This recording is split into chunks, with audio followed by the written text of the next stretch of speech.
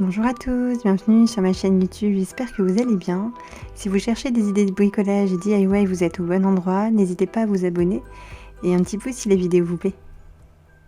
Hello les amis, j'espère que vous allez bien, on se retrouve aujourd'hui pour une nouvelle vidéo.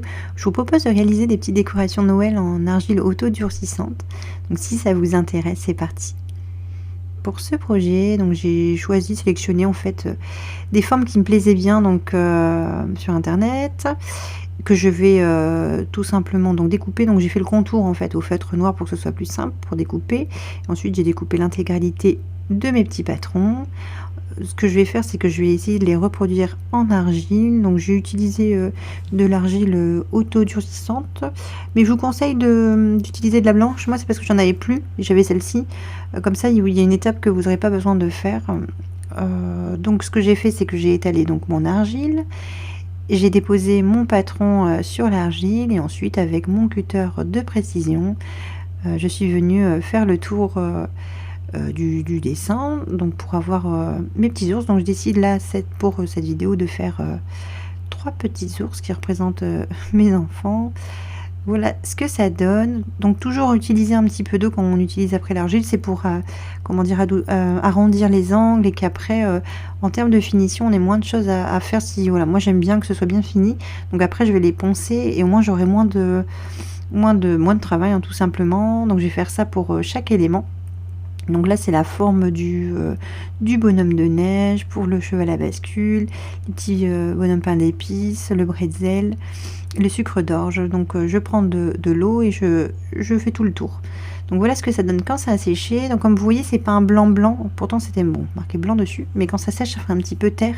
Après c'est très joli hein, mais pour les créations je voulais quelque chose de très blanc, donc moi je vais devoir passer à l'étape de la peinture. Mais avant ça, alors on peut soit faire, moi je préfère le faire après parce que j'ai cet appareil et je trouve que voilà, je préfère le faire maintenant. Donc moi j'utilise ma petite perceuse comme ça pour faire les trous, mais après on peut très bien le faire avant. Vous prenez un petit cure-dent ou voilà un truc pointu et vous le mettez juste avant et vous laissez en fait comme ça quand ça sèche, après ça part tout seul. Mais moi je préfère le faire voilà, cette étape là. Et ensuite j'ai utilisé donc comme je vous le disais tout à l'heure, une feuille à poncer, donc un petit grain bien fin, et voilà je vais venir poncer l'intégralité des petites créations. Donc surtout bien faire attention. Bon, cette vidéo j'ai pas eu de soucis, mais ça m'est déjà arrivé d'utiliser l'argile et d'être voilà, trop insisté et après ça casse, on est un peu déçu. Pour la suite du projet, donc je souhaite avoir des créations très blanches, donc je décide de les peindre en blanc, une peinture blanche toute simple. Je vais passer donc 2 couches donc face, donc sur le devant de la création, et une couche derrière pour que ce soit le plus blanc possible. Donc surtout commencez bien par les côtés. Voilà, moi je peins d'abord les côtés et ensuite je vais peindre la face devant, puis après quand c'est sec l'autre côté tout simplement. Dès que mes petites créations ont bien séché, je vais venir les illustrer. Donc pour cela, en fait, à chaque fois sur les créations, je vais prendre un petit crayon de bois et je vais venir faire les petits éléments en crayon de bois avant de mettre vraiment le feutre au feutre, parce que c'est vrai qu'après c'est on peut pas revenir en arrière. Donc là je fais les petits visages, je décide de faire des petits boutons sur les petits ours, et ensuite là je vais utiliser, donc j'ai utilisé un feutre comment dire, pour tout support, etc. Je vous mettrai tout en barre d'infos de toute façon, pour les yeux, le nez. Et là j'utilise de la peinture, donc j'ai utilisé de la peinture rouge, donc j'ai fait des petits boutons ronds, des petits boutons en forme de cœur, mais j'ai également utilisé de la peinture couleur or. Donc voilà, pour comme je vous le disais, toujours avant je fais au crayon de bois, je viens faire mes petits éléments, mes petits décors, comme ça si voilà, si y a un souci je peux toujours essayer de gommer, et après je viens fignoler avec les vrais, comment dire, les crayons, les peintures, etc. Donc voilà ce que ça donne, je trouve que c'est vraiment pas mal. Là pour ce projet j'ai peint aussi derrière l'élément, la barre en bas, je l'ai peint également derrière en rouge. Et je vais faire ça pour tous les éléments, je vais venir les décorer soit avec de la peinture. Donc par contre je reste toujours un peu dans les mêmes gammes de couleurs, bleu, rouge, or. Voilà, bleu, rouge, or.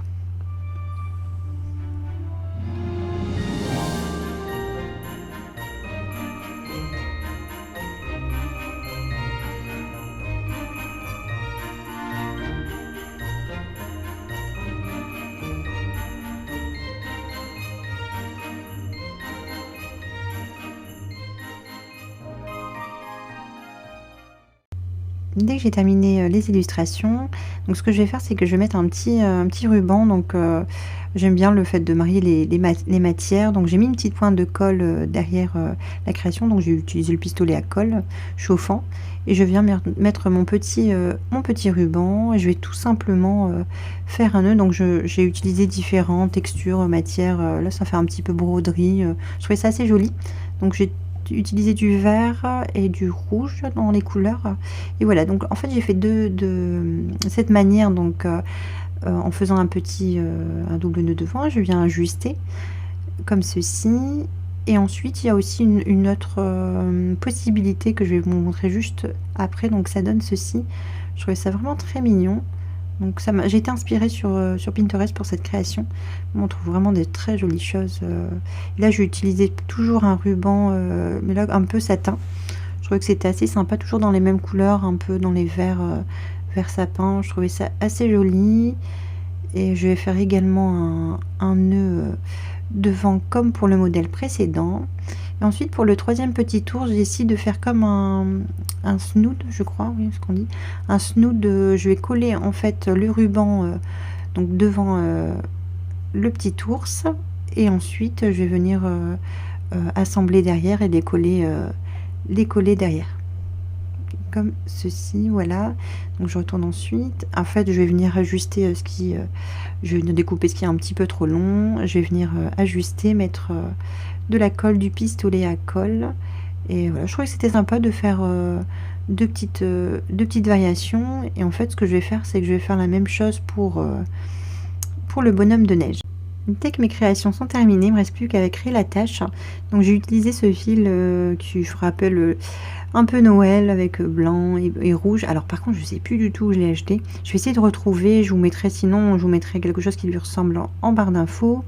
Et voilà, donc soit on fait simplement, on passe le fil comme ça, tout simplement comme l'ours tout en haut, ou alors on le plie en deux, on passe comment dire, plié dans le petit trou de l'ours et on passe dans la petite boucle.